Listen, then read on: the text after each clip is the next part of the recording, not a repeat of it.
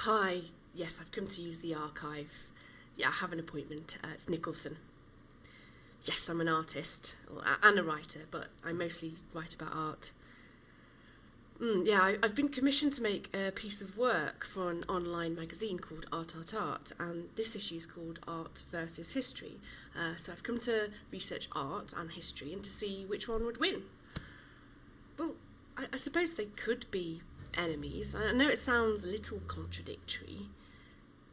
I mean, I understand they're closely linked, but that's why I'm here. I'd like to use the archive and to try and look at art and history and to separate them and to place them in opposition, to create some kind of dialectic, a conceptual boxing match. I'd like to look at both contemporary and historical art. Yeah, yeah, I know. Of course, I understand that all the art in this archive is in fact in history, and the work's been made, and all that are left are the documents, with all work being mediated through the archive. But what about live art? Perhaps performance is a stance against the historicisation of art and the degradation of an artwork through its reproduction.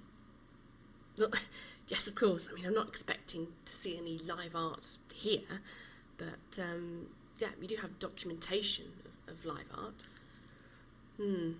But in terms of the archive, if I'm researching an artist, where do I begin? I mean, what's the system? Okay, so you have several. Well, if I was to look at art and language, how would I find out information about that? Okay, so alphabetically, between ARP and ARTO. Okay, chronologically, right, 1968. And thematically, conceptual art. Okay, well that sounds interesting. Geographically, okay, Coventry. Yeah, okay, so I could look for the art of Coventry then. Yeah, well, no, I suppose it is really important to consider when and where an artist is making work. It's interesting to investigate this notion of context. Yeah, a lot of art at the moment seems to deal with this idea of repetition and returning, so that the content is the same, but the historical context is altered. Well, yeah, artists often make references to other art in history or reuse and repeat material. There have been loads of exhibitions recently that deal with this notion. There was Past Forward at 176 Gallery, Consume Peckham. That was an arts festival that aimed to recall the radical possibilities of the modern. And then, there's artists such as Ian Forsyth and Jane Pollard. They reenact moments such as Ziggy Stardust's last gig. And museums. I mean, there are lots of exhibitions that curate museological objects in a way that offers a new historical perspective.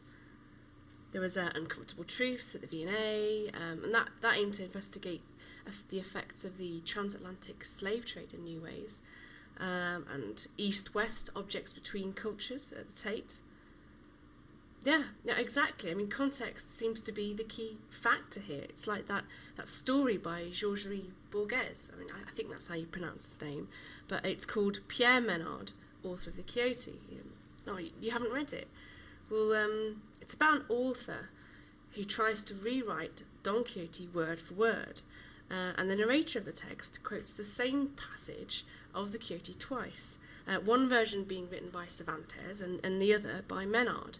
And then says that one version is much better than the other, purely on the basis of the time it was written.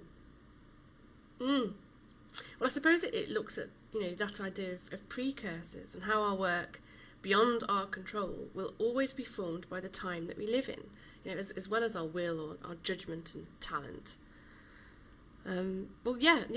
Exactly. I suppose it does go back to the idea of Barthes and the death of the author, which in turn gave birth to the reader and the viewer, the audience, giving them or us agency to create narratives and give value to a cultural object. Well, yeah, you're right, actually. It's probably a good idea to try and define art and history before I investigate them any further. I mean, what does that dictionary say? Yeah, could I just borrow it? Thanks. Right, art. art, the expression of creative skill and imagination, especially through a visual medium such as painting or sculpture. Okay, let's have a look at history. Here we go.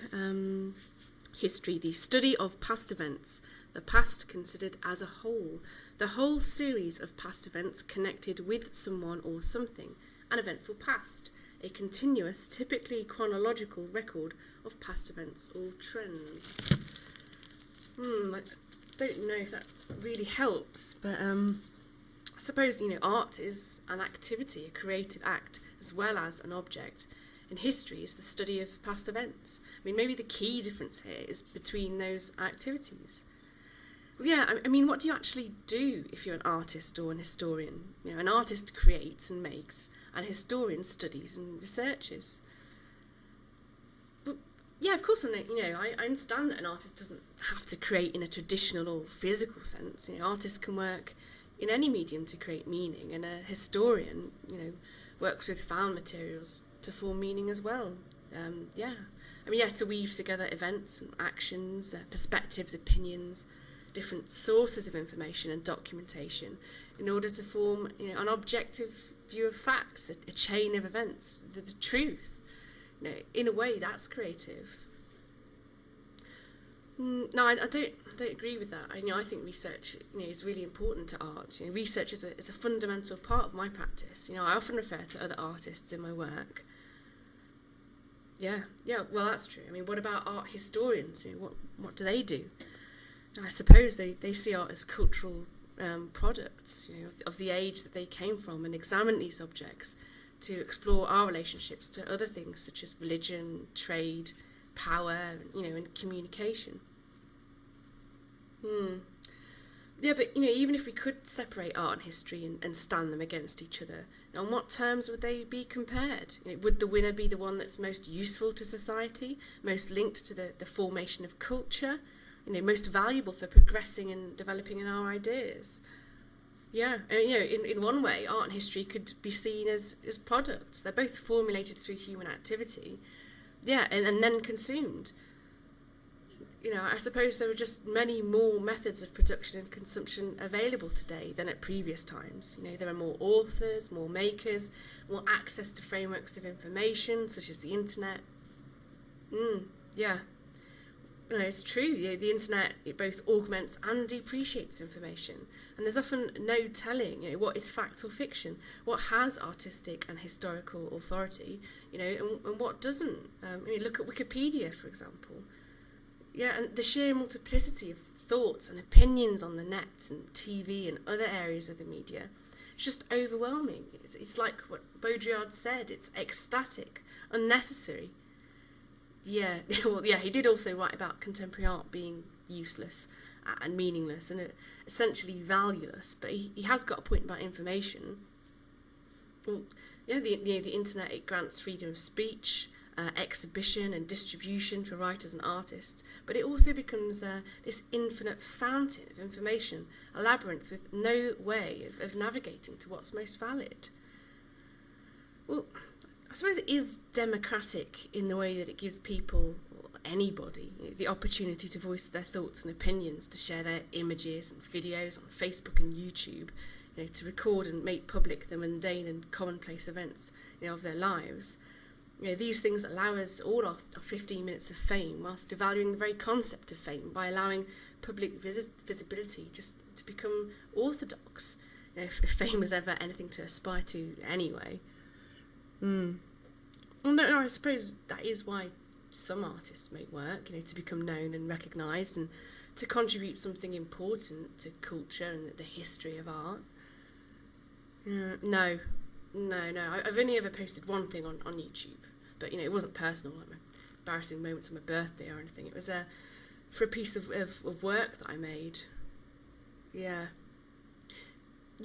Well, anyway, I better get back to my research now. So art and language, that'd be right. Row 16, 704.549 to 705.103. Brilliant. Okay. Well, thanks for your help.